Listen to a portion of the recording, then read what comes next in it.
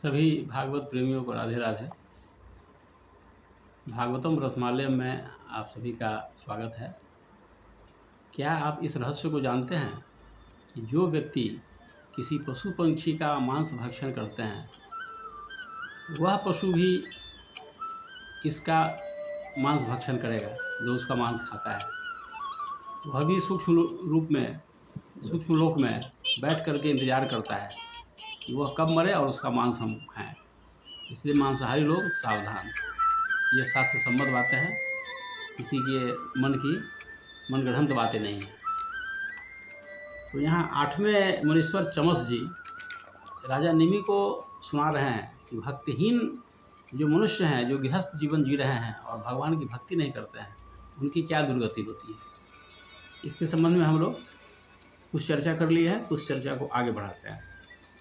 तो इसमें कहा गया, चमस जी कह रहे हैं कि मनुष्य की स्वाभाविक प्रवृत्ति होती है नीचे गिरने की। मांस खाना, मदिरा सेवन करना और भी जो बातें होती हैं जिसकी चर्चा हम कर चुके हैं, ये सब गिरने के लिए कोई प्रयास नहीं करना पड़ता है, लेकिन मनुष्य जीवन में उठे इसके लिए प्रयास करना पड़ता है। उसका उत्तरोत्तर विकास हो, उसकी चेतना ऊर्ध्वमुखी बने, उसको परम लक्ष्य की प्राप्ति हो, इसलिए मनुष्य को परिश्रम करना पड़ता है।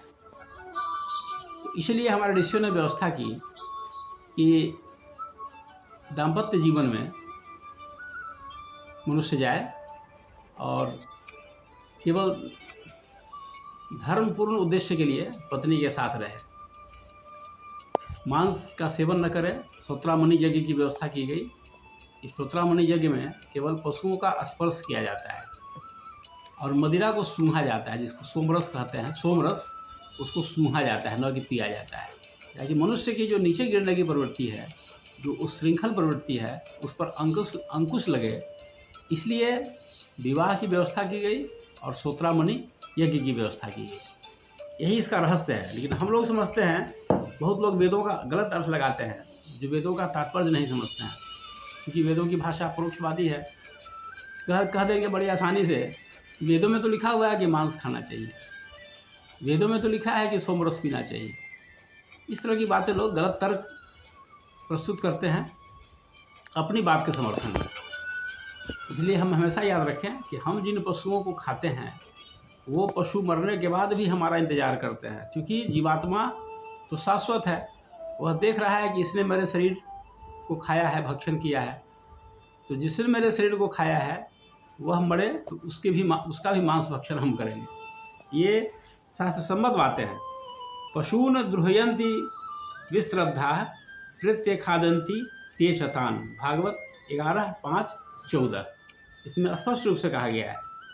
तो इस दृष्टांत के बाद हम लोग इस बात को समझें कि हमारे ऋषियों ने हमारे कल्याण का कितना बड़ा मार्ग बनाया, कितने दूर तक चिंतन किया कि हमारा कल्याण हो, हर जीवात्मा का कल्याण हो, हर मनुष्य का कल्याण हो। लेकिन हम लोग अपने कल्याण मार्ग, हम लोग स्वयं भूल गए अपने कल्याण मार्ग और गलत मार्ग के पथिक बन गए। आगे चमस जी बता रहे हैं कि इसकी व्याख्या यही है कि हर शरीर में परमात्मा का निवास है। ये हम सब जानते हैं कि ईश्वर अंश जीव अविनाशी, बोलते भी हैं। हर मनुष्य में, हर जीव में, पशु में, पक्षी में, वृक्ष में, वनस्पतियों में, हर जगह भगवान का अंश है। तो जो भगवान का शाश्वत अंश है, तो हमको उसको मारने का क्या अधिकार है। ये सीधी सीधी बात है। हम किसी को जीवन नहीं दे सकते हैं, तो हम उसका जीवन लेने का हमें कोई नैतिक अधिकार नहीं है। और इस संबंध में जितने भी गलत तर्क प्रस्तुत किए जाते हैं, ये सब केवल गलत करने वाले लोग अपनी बात की समर्थन में करते हैं। जब शास्त्र हमारे जो कह रहे हैं उसकी बात को मानना चाहिए। हमारे पास जो धन है उसका एकमात्र फल धर्म है। धन का असली जो उपयोग है वह धर्म होता है, न कि भोग विलास होता है। तो स्वामी जी ने भी लिखा है कि सो धन धन्य प्रथम गति जाके, धन की प्रथम गति बस वही होती है, दान कीजिए, धर्म कीजिए। ये धन की गति है, नहीं तो कोई लूट कर ले जाएगा, नहीं तो सर गल के बर्बाद हो जाएगा। यही होती है। तो प्रथम गति उसकी यही होती है कि धन का उपयोग धर्म कार्यों में किया जाए, दान में किया जाए। और जो हमारे जो सगे संबंधी हैं, जो हमें प्रेरित करते हैं गलत मार्ग में जाने के लिए, वे एक दिन खुद हमको छोड़कर चले जाते हैं, लेकिन उनके गलत मार्ग का अनुसरण करके हम ज़िंदगी भर दुख पाते हैं। और ज़िंदगी भर ही नहीं, इस जन्म के बाद भी हम इतना परिश्रम करते हैं, कोई भी मनुष्य इतना परिश्रम करके घर बनाता है, संपत्ति इकट्ठा करता है, कुकर्म करके सुकर्म करके। तो अच्छा कर्म से भी धन कमा सकते हैं, लेकिन गलत काम करके अगर धन कमाते हैं तो जिन्होंने हमें सहायता किया गलत काम करने में, वे तो हमें छोड़कर चले गए, लेकिन उसका जो दुष्परिणाम है वो हमें जन्म जन्मांतर तक भोगना पड़ता है।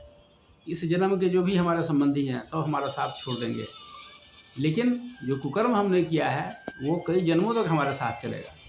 इसलिए इन बातों को हमें सोचना चाहिए कि हमारे जो सगे संबंधी जो भी हैं वो या तो हमें भागवत मार्ग पर चलाने की प्रेरणा दें, नहीं तो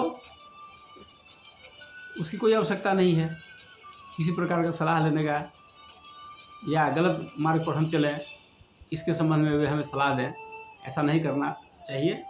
और गलत मार्ग पर अगर हम चलते हैं तो इसका दुष्परिणाम हमको भोगना पड़ेगा।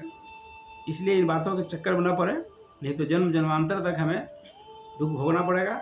और उसी को आत्मघात कहा जाता है कि जिसने मनुष्य जन्म पाकर भगवान की भक्ति नहीं की वह स्वयं का हत्यारा है, ऐसा हमारे शास्त्र कहते हैं। और आत्महत्या के बारे में आप जानते हैं कि कानून भी इसकी सज़ा देती है, और भगवान के यहाँ तो सज़ा है ही। इसलिए भगवान के दिए इस दुर्लभ मानव शरीर का कभी भी दुरुपयोग नहीं हो, और इसका उपयोग भगवत प्राप्ति में ही हो, ये हमारा उद्देश्य होना चाहिए। नहीं तो हमारा सारा परिश्रम सब बेकार हो जाएगा। धन इकट्ठा करते हैं, घर इकट्ठा करते हैं, परिवार बनाते हैं, और भगवत विमुख हैं, भगवान की भक्ति नहीं किए, तो ये सारा परिश्रम बेकार हो जाएगा। इसलिए कोई लाभ नहीं मिलेगा इसमें। भागवत में ही इस बात की चर्चा आई है कि इस अध्याय में भी है और पूर्व में भी हम लोग पढ़े हैं कि जो व्यक्ति अपने पुत्र को, संतान को, पुत्री को, किसी को भी धर्म मार्ग पर चलने की प्रेरणा नहीं देता है, वह उसका वास्तविक माता पिता नहीं है। जो गुरु अपने शिष्य को धर्म मार्ग पर चलने की प्रेरणा नहीं देता है, केवल नाम का गुरु है, वह गुरु है ही नहीं। हमारे कोई स्वजन संबंधी अगर हमको धर्म मार्ग पर चलने की प्रेरणा नहीं देते हैं तो वे हमारे सही मामले में सगी संबंधी नहीं है। कोई व्यक्ति, रामचरितमानस के आधार पर मैं कह रहा हूँ आपको कि कोई व्यक्ति, कोई माता पिता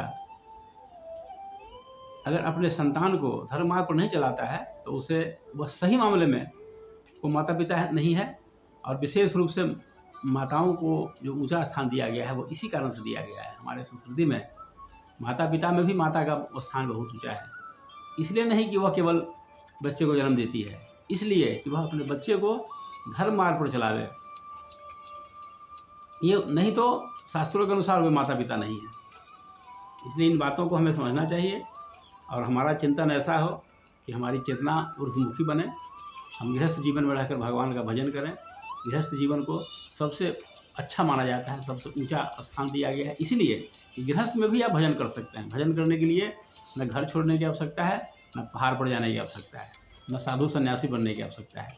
गृहस्थ जीवन में रहकर आप उसी लक्ष्य को प्राप्त कर सकते हैं जिसकी प्राप्ति के लिए कोई घर छोड़कर पहाड़ में जाता है, पहाड़ों पर रहता है, जंगलों में रहता है। इसलिए इस बात को समझें, शास्त्रों के का जो आदेश है उसको पालन करें। और जो हमारे 8वें मुनीश्वर चमस जी कह रहे हैं उसको जानने का प्रयास करें, समझने का प्रयास करें, तभी इसी में जीवन की सार्थकता है। नहीं तो मनुष्य जीवन बहुत मुश्किल से मिलता है, फिर क्या होगा ये भगवान जाने। इसलिए जो अवसर मिला है उसका भरपूर लाभ उठावें। बस आज इतना ही। ओम शांति।